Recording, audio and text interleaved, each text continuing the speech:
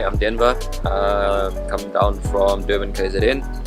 I've joined the folks now for about 3.5 weeks. I'm helping out with the refitting of the boat. I'm hoping now that I've got my dive master qualification that on our trips, if there are a couple nice dive sites around, that possibly I could jump off and use that to travel the world, explore some dive sites, see where that takes me. And so begins the story of our Bimini.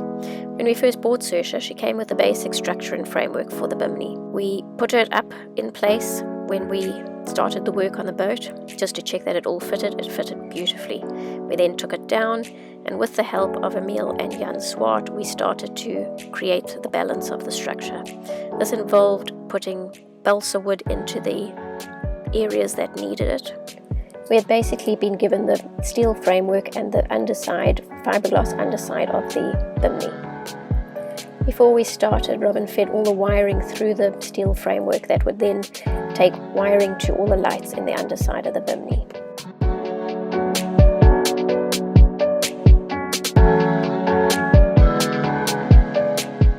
The upper portion of the Bimini was then filled with balsa wood to create the shape, and then fiberglassed in place to create the finish on the top of the Bimini.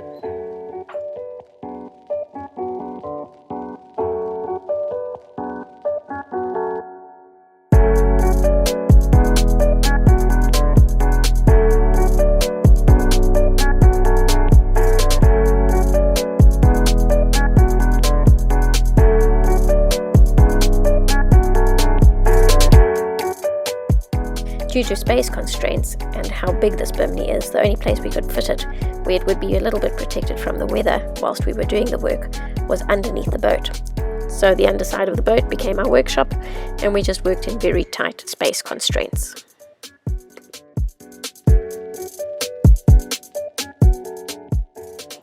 The Bimini was far from finished by the time we had to put the boat in the water. So we transported it down to the yard at Club Mykonos, where the boat was eventually going to be moored, and decided we would carry on with the work from there.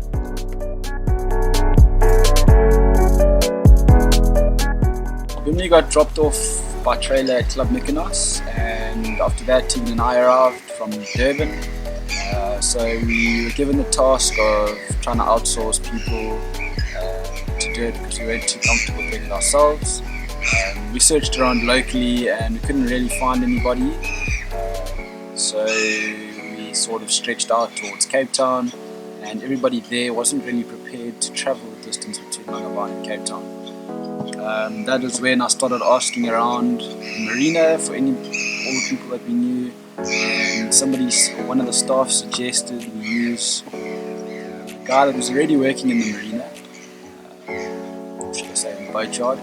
And we won't mention any names, but he was working on the boat that we placed the Bimini under. I think if we just call him Patrick, you guys will get the picture. This is the story of how the curse of our Bimini started.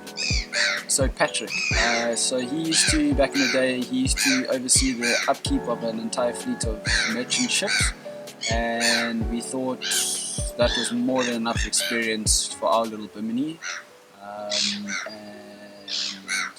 so we decided to go with him. So Patrick asked for a deposit, which we happily obliged and paid him. We hoped to get the Bimini sorted by sort of the end of December-ish, before the beginning of December holidays. He didn't show up for the job and disappeared until basically January, when he called us back saying he had a few health issues. Felt bad for the guy, so we let him off and said that he should get back to us when he is healthy. This took us to about the end of January, where he phoned us and said that he was ready to start the job.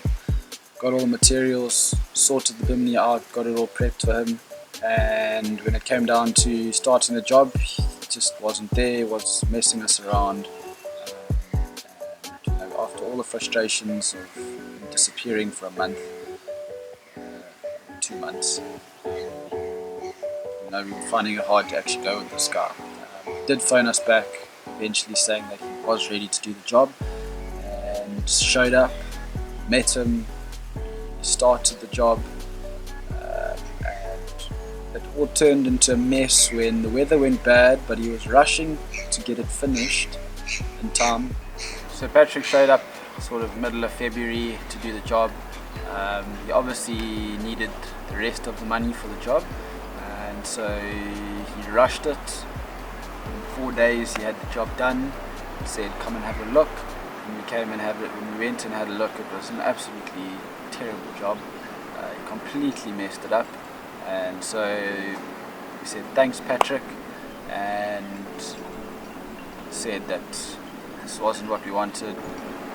So after seeing it was a complete foul up and an absolute waste of all the materials we had couriered from Cape Town, he said basically that he could do it if we paid him a little bit more. He could fix it if we paid him a little bit more money, and we said absolutely not. We've spent our budget on this job, and said cheers, and we were left with a mess. The fairing was terrible. We had sand in the paint, bubbles in the paint. The paint was too thick when he sprayed, so it ran down the sides, and there was just lumps and bumps all over the side where it was going to be completely visible, and that was where we asked him to fair the most, because that was the most visible part.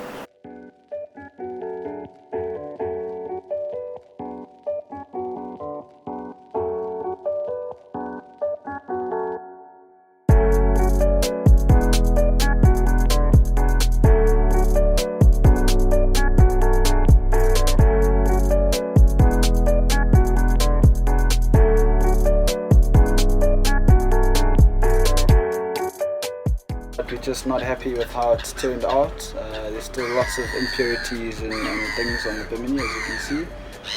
So what we've done so far is we've sanded it down with some light sandpaper with the paint, the top coat that he's put on. And what we're going to do is, as you can see, I've already started. We're going to spray a thin coat of ordinary black spray paint, and then re-sand over that so that we can see where the ditches and the small holes and things are that we need to fair. And yeah, then after that we'll start the fairing, and then sand down the fairing again to now try and get a nice smooth finish.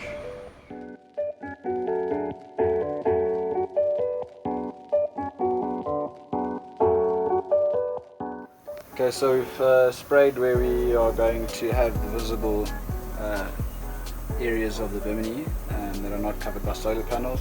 And so the theory is now that if we sand over this very fast and very lightly, it should really bring out the low points.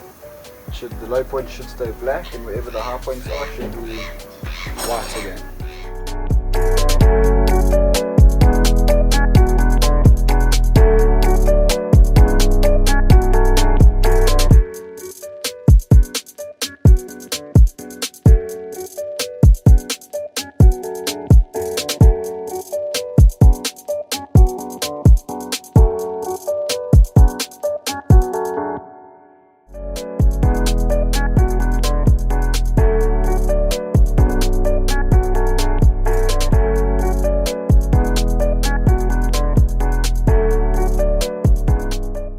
So the white points where we haven't spray painted and haven't faired is where the solar panels will be covering. So we aren't focusing much on that area because obviously they'll be covered. The fairing that we have done down the center of the Bimini is for just a little walkway that'll have non-slip on. Hey guys, okay, so we've faired the top. We've done the first coats of fairing on the Bimini, and it's hardened up quite nicely. And so what we're going to do, Teagan and I today, is she's on the orbital and she's going to be trying to smooth out the where she's sitting over here, the walkway between. This will be under the boom. And so I'm going to try and focus on around the windows and the sides, which will all be unfortunately by hand. So Teagan's got the easy job, and I've got my work cut out for me today. And then once we sand this down nice and smooth, we're going to look for all the imperfections and just slowly patch up with small bits of fairing so that we can get it as perfect as we can. Right. It took quite a bit of touch-up fairing, probably about 4 or 5 times. We applied fairing, sanded off, applied fairing, sanded off, just to make sure that all the low points were filled. We then applied our primer paint.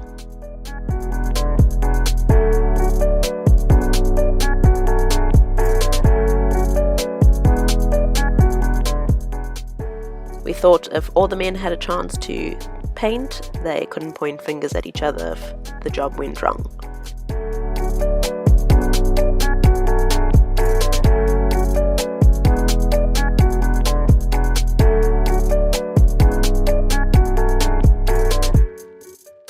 We did apply very thin layers of paint at first, just to make sure that it was drying correctly and we were doing everything correctly, and between each layer we sanded down again. Just enough to roughen up the surface for the next layer of paint to go on.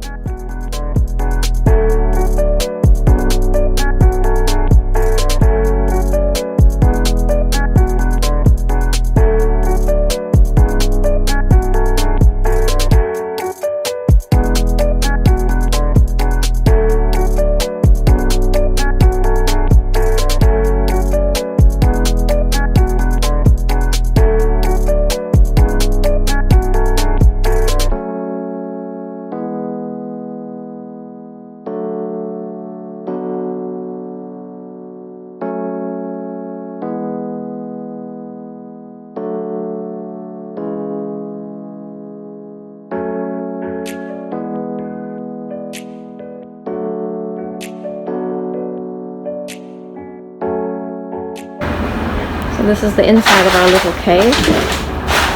Certainly not the best spray painting conditions, any stretch of the imagination, but we're working with what we've got and are going to try and make it work for ourselves.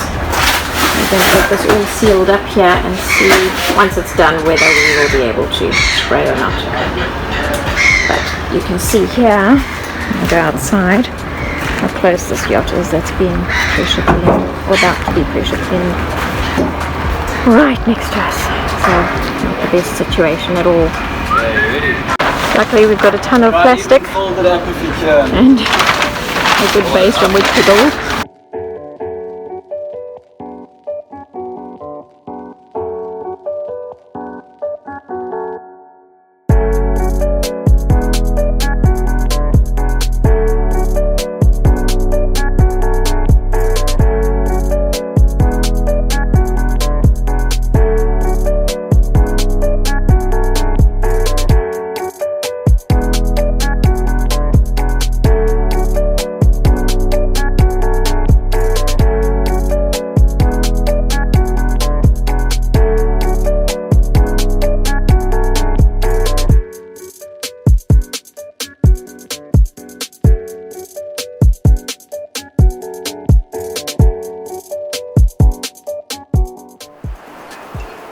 The work on the Bimini started when the boat was originally purchased in July 2019, and we only completely finished and put it up at the end of March 2020.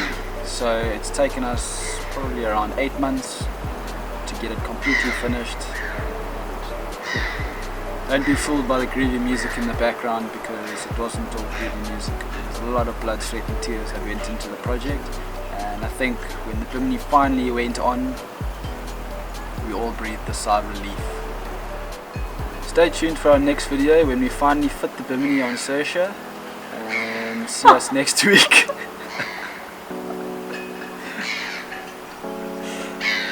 We'll catch you next week. If you're enjoying our videos, please give it a like and click subscribe if you want to stay up to date with our upcoming videos.